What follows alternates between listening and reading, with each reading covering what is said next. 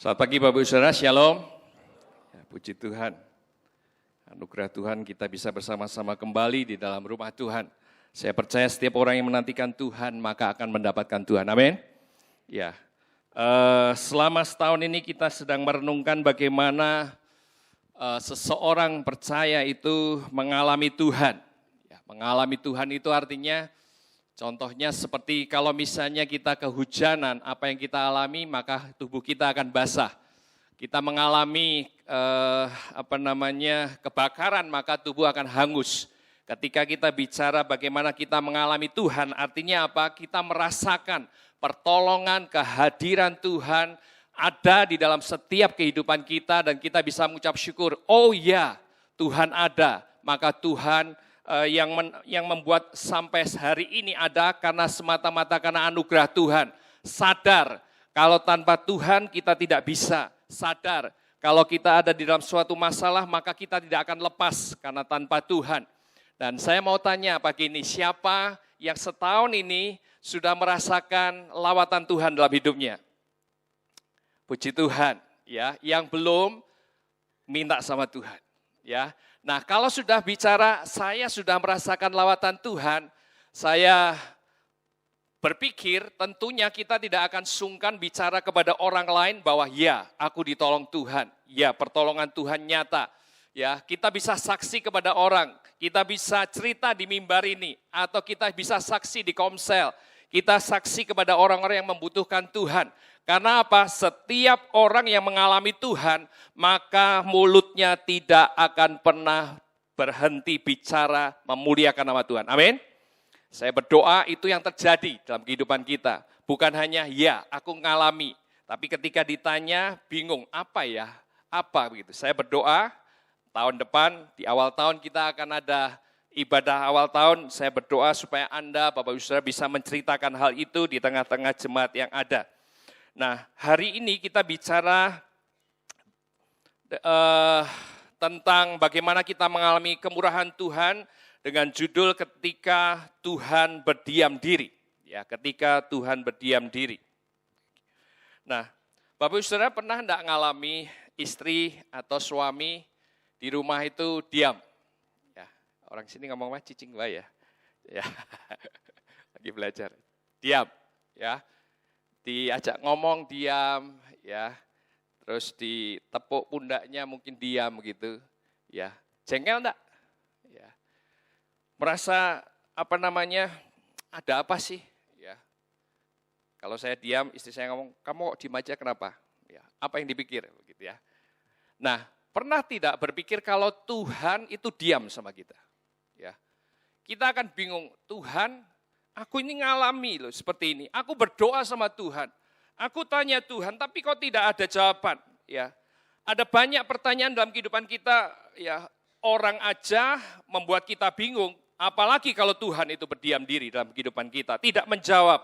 Ya, punya pengalaman seperti ini?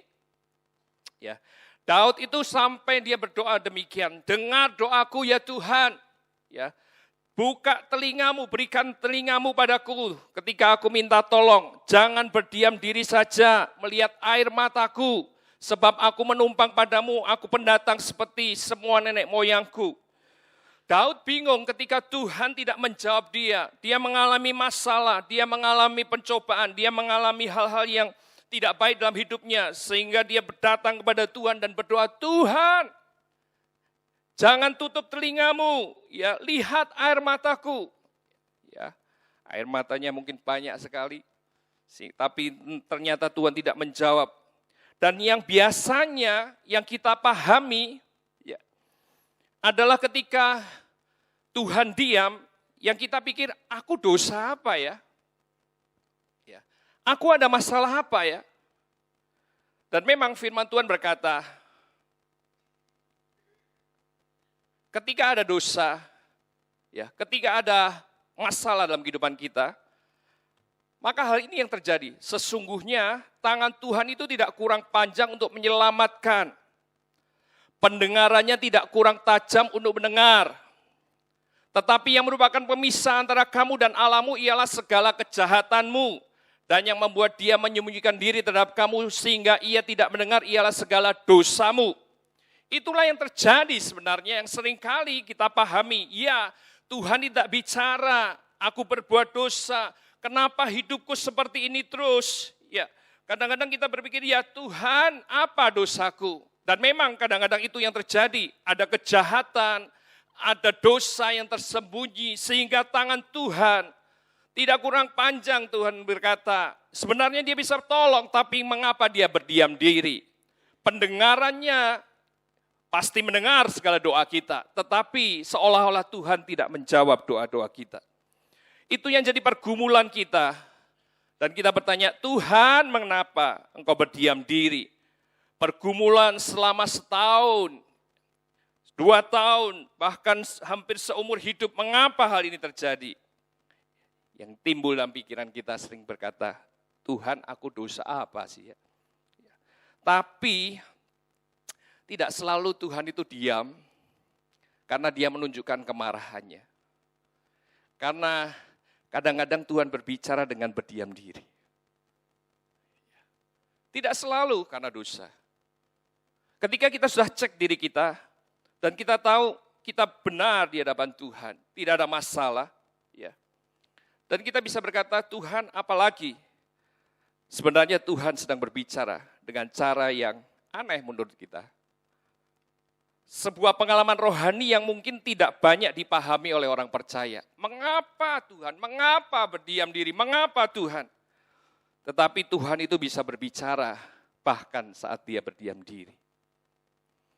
Bapak Saudara bisa lihat, kita bisa melihat bagaimana peristiwa dari seekor ulat yang kemudian banyak makan dan kemudian dia menjadi kepompong. Dan kemudian ketika kepompongnya sudah matang sekitar beberapa hari, kemudian dia akan keluar seekor kupu-kupu. Nah, proses ya dari kepompong menjadi kupu-kupu itu ada perjuangan yang berat. Ada perjuangan yang harus dilakukan sehingga dia keluar ya, dan kemudian dia bisa terbang kupu-kupu itu. Nah, kalau kita datang dan lihat kepompong itu, oh kasihan dia, kok dia mau keluar ya. Dan kemudian kita bantu dia, entah kita gunting kepompongnya yang membungkus itu dan macam-macam, supaya kupu-kupunya tidak terlalu repot, bisa keluar. Apa yang terjadi? Bukannya kupu-kupu itu hidup, tetapi malah mati. Ya, makanya proses itu ya biarkan aja berlalu sedemikian rupa. Nah, proses ini juga mungkin terjadi dalam kehidupan kita. Ya, Tuhan itu mungkin berdiam diri, tetapi tidak selalu menunjukkan kemarahannya. Karena memang Tuhan kadang-kadang berbicara dengan cara dia berdiam diri.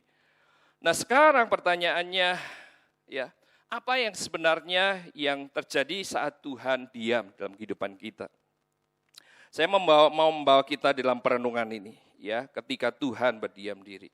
Saya merenungkan yang pertama adalah, memang Allah sedang menguji iman kita.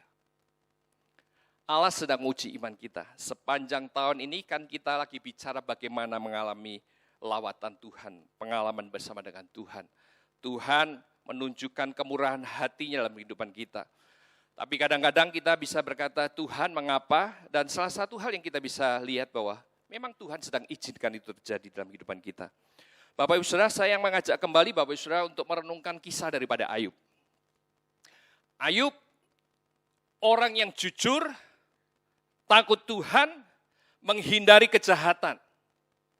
Satu hari anak-anak Allah kumpul bersama-sama, iblis datang di sana, Allah bertanya, iblis kamu dari mana? Aku sedang berkeliling, ya melihat apa yang ada. Dan Tuhan berkata, lihat tidak, Ayub hambaku, orang yang saleh, ya taat, takut Tuhan, menghindari kejahatan. Ya, tidak ada seorang pun yang seperti dia. Dan iblis berkata, Tuhan kan selalu memberikan pagar keliling dalam kehidupan dia. Di dalam berkat-berkat dia. Coba kalau dia tidak diberkati, apakah dia tetap akan setia pada engkau? Bukankah itu yang seringkali jadi pergumulan kita? Kalau kita tidak diberkati Tuhan atau tidak mendapatkan apa yang kita inginkan, apakah kita tetap setia sama Tuhan? Itu juga pertanyaan atau pernyataan yang dikatakan oleh iblis. Kalau Ayub tidak diberkati, apakah dia tetap setia sama Tuhan? Dan Allah berkata, oke, ya, engkau bisa ambil tetapi sayangkan dirinya. Dan akhirnya kekayaannya dari lembu yang banyak, dari keledai yang banyak diambil orang Sheba. Pada waktu dilaporkan kepada Ayub, saat itu juga ada orang yang datang. Ayub, ya, seluruh kambing dombamu 7.000 ekor mati disambar petir. Ya, banyak sekali. Bapak Ibu Saudara makan steak, ada yang makan 1 ekor? Tidak ada. 7.000, saya bayangkan, oh banyak sekali. Ya. Sementara dilaporkan belum selesai, ada lagi yang datang. Unta-untanya direbut oleh orang-orang Kasdim, 3.000 ekor. Besar sekali. Sementara dilaporkan, ada laporan lagi, anak-anakmu mati semua, tertimpa. Sebagai orang yang takut akan Tuhan, taat akan Tuhan, mencintai Tuhan, menghindari kejahatan. Saya pikir wajah dia berkata, Tuhan, apa yang terjadi? Apa yang terjadi dengan hidupku? Mungkinkah aku ada yang salah Tuhan? Ya. Tetapi firman Tuhan berkata, Ayub ya, tidak menganggap Tuhan melakukan hal yang tidak pantas. Ya. Dia berkata, Tuhan yang memberi, Tuhan yang mengambil. Dan peristiwa itu tidak hanya sampai di situ, kemudian dia sakit. Ya. Iblis berkata, oh, Tuhan masih memuji dia. Lihat, ya, engkau lihat Ayub itu, engkau sudah membuat aku untuk melawan dia, tapi lihat, ya, dia tetap setia, taat pada Tuhan, menjauhi kejahatan. Ah Tuhan, kalau dirinya, ya, menderita, apakah dia tetap bisa setia sama engkau? Dan Tuhan izinkan itu terjadi sakit yang berat. Tuhan berkata, oke, tapi sayangkan nyawanya. Peristiwanya sedemikian rupa.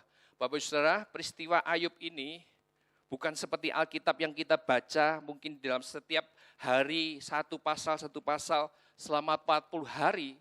Tapi ada yang menafsirkan ini puluhan tahun, Bapak Saudara. Peristiwa yang panjang. Allah diam, tidak melakukan apa-apa. Kehidupannya yang kaya sedemikian rupa jadi drastis, jadi orang miskin. Kehidupannya waktu lalu sehat, kemudian dia jadi sakit yang tidak terkirakan. Peristiwa ini satu hal yang sangat panjang. Dia bisa berkata, Tuhan mengapa? Di dalam kitab-kitab yang Anda berkata, aduh Tuhan, mengapa aku dilahirkan? Dia sampai stres demikian. Dia berkata demikian sama Tuhan. Ya. Nah, satu hal yang kita bisa pelajari bahwa Korintus berkata, barang siapa bermegah, hendaklah ia bermegah di dalam Tuhan. Sebab bukan orang yang memuji dirinya tahan uji, melainkan orang yang dipuji Tuhan. Lihat, Tuhan itu memuji Ayub. Dan kita bisa lihat bagaimana iman daripada Ayub itu tetap teguh di dalam ujian itu. Sampai pada akhirnya dia dipulihkan Tuhan. Dia tetap berkata, Tuhan itu baik. Sebuah peristiwa yang panjang ketika Tuhan berdiam diri. Tetapi dia kuat di dalamnya. Ya. Yakobus 1 ayat 2 berkata demikian. Saudara-saudaraku, anggaplah suatu kebahagiaan apabila kamu jatuh ke dalam berbagai-bagai pencobaan. Ya. Saudara, anggap sebagai suatu kebahagiaan, sebagai satu hal yang ya jangan membuat engkau putus asa, jangan engkau sedih hati, jangan engkau merasa gagal. Kalau engkau jatuh di dalam berbagai pencobaan, pencobaan dari iblis, dari manusiakah, atau dari penganiayaankah, ya, anggap sebuah kebahagiaan. Sebab kamu tahu bahwa ujian terhadap imanmu itu menghasilkan ketekunan. Ketekunan itu bicara apa? Taat, bicara sabar, bicara mengandalkan Tuhan lebih lagi, tetap setia sama Tuhan, meskipun di dalam pencobaan tetap mencintai Tuhan. Dan biarkan ketekunan itu memperoleh buah yang matang. Artinya apa? Makin dewasa rohani kita. Di dalam kata-kata yang lain dikatakan bahwa dewasa, hubungannya benar sama Tuhan itu mengasihi Tuhan dengan sungguh-sungguh hati di dalam ketaatan kemurnian. Teleios artinya dewasa rohani, ya. Diberkati Tuhan, ucap syukur, ada masalah ucap syukur, di dalam pencobaan tetap setia sama Tuhan, tidak berkata Tuhan itu tidak adil, karena apa? Dia makin dewasa, makin mengerti, mengalami Tuhan dari waktu ke waktu, makin menyadari bahwa Tuhan itu senantiasa setia dengan perkataannya, mengasihi, meskipun di dalam pencobaan, meskipun di dalam masalah, kita tetap berkata, ya, apapun yang terjadi, aku tetap percaya Tuhan Yesus itu baik. Supaya kamu menjadi sempurna dan utuh dan tak berkekurangan suatu apapun. Ketika kita tekun, ketika kita tetap setia, dewasa rohani kita mengasihi Tuhan bukan karena ada maksud supaya Tuhan memberkati kita, tetapi benar-benar kita datang sama Tuhan, itu membuat apa? Hidup kita, iman kita menjadi sempurna dan utuh, tak berkekurangan suatu apapun menjelang kedatangan Tuhan yang kedua. Biarlah itu yang terjadi dalam kehidupan kita. Amin. Beriman sama Tuhan. Menguji iman kita, tetapi kita tetap tidak kalah di dalamnya. Peristiwa Ayub ini membuat kita bisa meneladani hidup dia.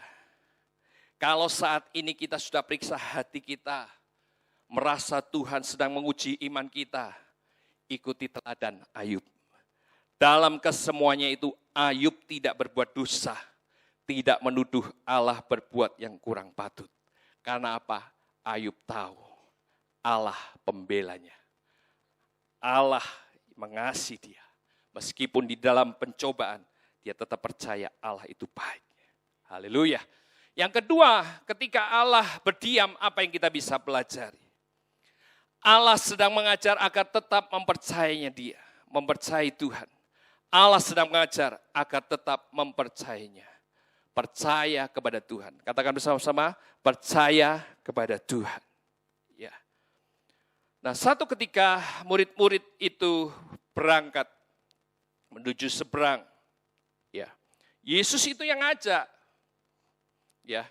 Pada waktu itu Yesus kemudian di tempat yang ada, dia tertidur. Dan kemudian terjadi gelombang yang besar. Dan murid-muridnya ketakutan karena apa? Air mulai masuk ke perahu yang ada. Pada waktu itu Yesus sedang tidur di buritan dengan sebuah tilam. Murid-muridnya khawatir semua membangunkan dia berkata, "Guru, engkau tidak peduli ya kalau kita binasa." Masuk akal yang dikatakan dia. Sementara ada pencobaan, ada hal yang membuat mereka akan binasa. Yesus tidur, tidak melakukan apa-apa. Ya harusnya kan bantu dong, ya bersih-bersihkan airnya kah, bangunkah atau apa. Tapi yang terjadi apa? Yesus itu tidur. Ya, seolah-olah tidak peduli. Tetapi ia pun bangun menghadiri angin itu dan berkata kepada danau itu, "Diam, tenanglah." Lalu angin itu reda dan danau itu menjadi teduh sekali. Dan Yesus berkata demikian. Lalu ia berkata kepada mereka, "Mengapa kamu begitu takut? Mengapa kamu tidak percaya?" Bukankah ini pergumulan kita yang seringkali terjadi? Ada gelombang dalam kehidupan kita. Kita bertanya sama Tuhan, "Mengapa Tuhan? Engkau kok tidak peduli Tuhan?" Tapi kita bisa merenungkan dari peristiwa ini, Tuhan mengajar kita di dalam diamnya, supaya kita tetap mempercayai Tuhan. Amin. Apapun yang terjadi dalam kehidupan, kita tetap mempercayai Tuhan. Ada banyak kelemahan yang kita alami, ada banyak hal yang kita alami. Tetapi Tuhan mengajar kita untuk kita tetap mempercayai Tuhan. Kalau Tuhan yang menyuruh mereka ke seberang, maka Tuhan akan menyertai mereka. Tuhan akan menolong mereka. Tuhan akan melindungi kita. Demikian juga ketika kita mentaati firman Tuhan, menyuruh kita melakukan sesuatu sesuai dengan firman Tuhan, maka Tuhan akan melengkapi kita, Tuhan akan menyertai kita, Tuhan akan melindungi kita, Tuhan akan menolong kita. Amin. Berikan kemuliaan bagi nama Tuhan. Di dalam kehidupan kita, apa yang Tuhan mau kita lakukan, maka Dia akan melengkapi, menyertai kita. Allah itu hanya perlu dipercayai Bapak Ibu Saudara. Karena manusia tidak selalu mengerti jalan-jalannya. Banyak jalan-jalan Tuhan yang kita tidak paham. Tapi percayalah Tuhan. Firman Tuhan itu ya dan amin. Kalau Bapak Ibu Saudara belum mengalami Tuhan, mengalami seperti firman Tuhan, minta sama Tuhan. Tuhan, aku mau mengalami Engkau. Ini sudah akhir dari tahun, sepanjang tahun kita bicara tentang pengalaman dengan Tuhan. Kalau kita belum mengalami Tuhan, minta Tuhan, aku mau mengalami Engkau. Meskipun mungkin kita belum lepas daripada masalah kita. Tetapi percayalah ketika kita taat firman Tuhan, Dia akan selalu melindungi, Dia akan selalu menolong kita, Dia akan mengarahkan kita, membuat iman kita tetap kokoh di dalam Tuhan. Allah hanya perlu dipercayai. Karena manusia tidak selalu mengerti jalan-jalannya. Pengertian kita terbatas. Tuhan kita tidak terbatas. Dan anugerah Tuhan itu menolong kita untuk memahami. Yesus yang menyembuhkan yang sakit, membangkitkan yang mati, maka Yesus juga akan meneduhkan gelombang hidup kita. Dia yang membangkitkan orang dari kematian. Dia akan membangkitkan iman kita. Dia akan menolong kita. Dan kata-katanya adalah percaya saja. Katakan bersama-sama, percaya saja. Percaya saja. Ingat lagu yang lama? Percaya saja, percaya saja. Percaya yang beri kita menang. Percaya saja di dalam namanya. Percaya yang beri kita menang. Amin. Percaya sama Tuhan. Percaya kadang-kadang tidak gampang. Murid-muridnya sendiri sudah lihat Yesus itu menyembuhkan mata orang buta. Sudah melihat bagaimana Yesus membangkitkan orang mati. Tuhan sudah menyembuhkan banyak orang sakit. Tapi di dalam peristiwa gelombang yang ada, mereka masih bertanya, Tuhan, mengapa Engkau tidak peduli? Sekali lagi saya berkata, bahwa Allah yang suruh, maka Allah akan menolong. Allah yang suruh kita mentaati firman Tuhan, Dia akan melindungi kita, Dia akan menguatkan kita, dan Dia akan selalu berada dengan kita. Amin. Allah kita adalah Allah Immanuel. Haleluya. Haleluya. Yang ketiga, apa yang terjadi ketika Allah itu berdiam? Yang pertama menguji iman kita, yang kedua mengajar kita percaya, dan yang ketiga kita bisa berkata bahwa Allah itu diam, Allah sedang merancangkan kebaikan buat kita. Allah merancangkan kebaikan bagi hidup kita. Saat Paulus tidak dijawab doanya, Tuhan berkata, cukuplah kasih karunia. Apa yang terjadi dengan Paulus? Dia punya sakit yang dikatakan duri di dalam daging. 3 kali dia berdoa sama Tuhan. Ya. Dia berkata, Tuhan lepaskan aku. Kurang apa sih Paulus? Taat akan Tuhan, cinta akan Tuhan, melakukan perintah Tuhan, dia hidupnya melayani Tuhan, dirinya menderita tidak apa-apa, semua dilaluinya karena cintanya sama Tuhan. Tapi ketika dia berdoa, Tuhan seolah-olah berdiam diri dan pada akhirnya Tuhan berkata, cukuplah, ya, cukuplah kasih setiaku untuk kasih karuniamu untuk engkau. Dan supaya aku jangan meninggikan diri karena pernyataan-pernyataan yang luar biasa itu, maka aku diberi suatu duri dalam dagingku, yaitu seorang utusan iblis untuk menggocoh aku, supaya aku jangan meninggikan diri. Oh ini loh. Tuhan izinkan itu terjadi. Tuhan seolah-olah tidak menjawab doanya. Tuhan izinkan sakitnya tetap ada. Tujuannya apa? Rancangan kebaikan buat Paulus apa? Supaya dia tidak sombong dalam kehidupan dia. Apakah itu mungkin terjadi dalam kehidupan kita? Ya, mungkin bisa terjadi. Ketika mungkin seseorang diizinkan dia naik atau hidupnya berkelimpahan dan macam-macam bisa terjadi. Akhirnya orang itu jatuh di dalam dosanya. Maka Tuhan izinkan kehidupan ada satu hal yang membuat kita merasa tertekan terus. Supaya apa? Kita tetap mengandalkan Tuhan. Kita tetap percaya sama Tuhan. Tidak undur daripada Tuhan. Dan kita bisa tetap setia sama Tuhan. Karena rancangan Dia adalah rancangan damai sejahtera.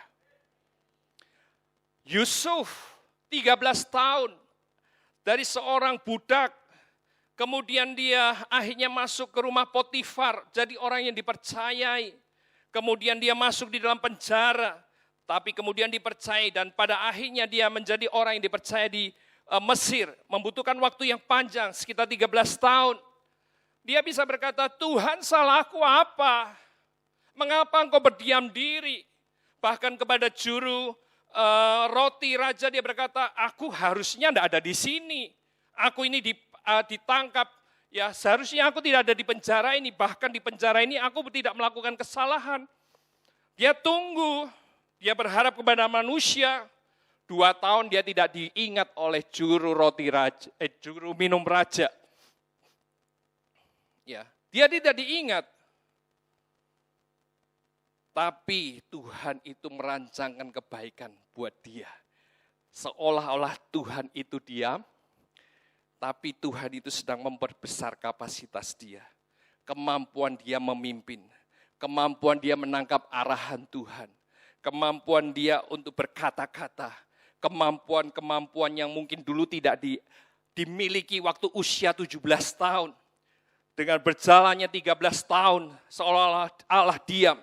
Tapi Allah sedang merancangkan kebaikan dari seorang yang tidak dikenal, ya hidupnya di sebuah tempat daerah Kanaan, tapi pada akhirnya dia menjadi orang kedua di Mesir yang pada akhirnya dikatakan memeliharakan seluruh dunia ini, memeliharakan 12 suku Israel dari kematian, dari kebinasaan, karena memang rancangan Tuhan adalah rancangan damai sejahtera. Rancangan Tuhan, rancangan yang baik bagi orang-orang yang berharap pada Dia, yang mengasihi Tuhan. Firman Tuhan, mari kita baca sama-sama. 1, 2, 3. Kita tahu sekarang bahwa Allah turut bekerja keras dalam segala sesuatu untuk mendatangkan kebaikan bagi mereka yang mengasihi Dia, yaitu bagi mereka yang terpanggil sesuai dengan rencana Allah. Bapak Ibu Saudara yang punya anak kecil, punya pengalaman demikian. Anak kecil itu kita kan ajari naik sepeda, ya. Sementara kita diam di sana di sampingnya lari-lari mungkin. Tapi setelah kita anggap dia sudah cukup mahir, kita kadang-kadang diamkan dia. Anak kecil bayi atau bukan bayi anak kecil itu tanya, "Pah, kok enggak ditemani?" Tapi enggak apa-apa, papa ada di sini. Ya. Sebenarnya apa yang dilakukan oleh ayahnya? Untuk membangkitkan keberanian dia. Untuk membangkitkan bagaimana dia bisa waspada kalau ada masalah. Diizinkannya sendiri. Ya. Sehingga pada akhirnya mahir. Ya. Naik sepeda motor kemudian ya diizinkan. Meskipun orang tua juga merasa was-was kalau tiba-tiba ada jatuh. Tapi sebenarnya diizinkan hal itu supaya kita bisa mandiri. Bisa berjalan sendiri. Dan kita bisa mengambil keputusan sendiri. Allah berdiam diri. Allah merancangkan hal yang terbaik dari dalam hidup orang yang mengasihi Dia. Pertanyaannya, apakah engkau dan saya mengasihi Tuhan? Orang yang mengasihi Tuhan melakukan perintahnya. Orang yang mengasihi Tuhan melakukan apa yang dikatakan oleh Tuhan. Seringkali kita menuntut Tuhan, Tuhan aku sudah ibadah. Tuhan aku sudah kasih perpuluhan. Tuhan aku sudah setia sama Engkau. Mengapa Tuhan? Pertanyaannya itu, apakah engkau dan saya benar mengasihi Tuhan? Karena firman Tuhan juga berkata, pada akhirnya ada banyak orang berkata, Tuhan, Tuhan, bukankah aku sudah bernubuat demi nama-Mu? Bukankah aku sudah menyembuhkan orang sakit? Tapi Tuhan berkata, aku tidak kenal engkau. Karena apa? Orang-orang itu tidak melakukan perintah Tuhan. Bagaimana dengan kehidupan kita? Sementara kita melakukan perintah Tuhan, percayalah, Allah selalu merancangkan kebaikan bagi orang yang mengasihi Dia. Amin. Berikan kemuliaan bagi nama Tuhan. Rancangan Tuhan adalah rancangan damai sejahtera, bukan rancangan kecelakaan, karena Tuhan selalu memperhatikan umat-Nya. Ya. Nah, oleh karena itu Bapak Saudara, perenungan hari ini, ya, apa yang kita sudah lakukan sepanjang akhir tahun ini bersama dengan Tuhan? Ya, ingat, saat Tuhan berdiam, Dia tetap bekerja untuk kita. Sepanjang kita sudah memeriksa hidup kita, percayalah Tuhan itu mengasihi kita. Berjalan dalam iman. Iman itu kan tidak melihat, tapi kita ada pengharapan di sana. Ya. Ketika kita tahu ada Tuhan di sana, berjalan dengan iman. Apapun yang kita alami, berjalan dengan iman. Penyertaan Tuhan, kekuatan Tuhan, arahan Tuhan, pelindungan Tuhan ada bagi orang-orang yang mengasihi Dia. Ya. Bagian kita adalah mempercayai seluruh perkataan Tuhan. Itu yang kita lakukan, percaya seluruh perkataan Tuhan. Kasih karunia Tuhan selalu ada bagi orang yang mengasihi Dia. Saya tutup dengan sebuah ilustrasi. Satu waktu ada orang yang berjalan di pinggir pantai, di tengah-tengah mimpinya. Dia lihat ada 2 tapak jalan di sana. Dan dia sadar satu tapak kaki dia, yang satu tapak kaki daripada Tuhan. Dan dia melihat, tiba-tiba dia lihat kok hanya ada 1 tapak kaki. Dan dia tanya kepada Tuhan, mengapa Tuhan kok hanya ada 1 tapak kaki? Bukankah itu waktu aku sedang sedih? Engkau di mana Tuhan? Bukankah aku sedang ada masalah di sana? Engkau di mana Tuhan? Bukankah aku sedang ada dalam pergumulan? Mana Engkau Tuhan? Mengapa aku berjalan sendiri? Tapi Tuhan berkata di dalam mimpinya, ketika engkau seolah-olah berjalan sendiri, sebenarnya engkau tidak berjalan sendiri. Aku sedang menopang engkau, sedang menggendong engkau. Aku ada bersama dengan engkau. Itu yang ada dalam kehidupan kita sebenarnya. Ketika kita tidak ada di dalam dosa, tidak ada di dalam kejahatan, hidup kita benar sama Tuhan dan kita mencintai Tuhan. Meskipun Dia diam kelihatannya, tetapi Tuhan ada bersama dengan kita. Amin. Allah kita adalah Allah Immanuel. Allah kita adalah Allah perkasa yang senantiasa memperhatikan umat-Nya. Biarlah ini menjadi perenungan kita. Sepanjang setahun ini apa yang kita alami bersama dengan Tuhan, percayalah Tuhan itu baik adanya. Kasih setia Tuhan tidak pernah berhenti. Biarlah Tuhan melanjutkan kasih setianya di dalam kehidupan kita. Amin. Segala puji hormat hanya bagi nama Tuhan. Berikan kemuliaan bagi nama Tuhan. Haleluya. Haleluya. Amin untuk firman Tuhan. Saya mengundang teman-teman pemain musik bisa maju ke depan.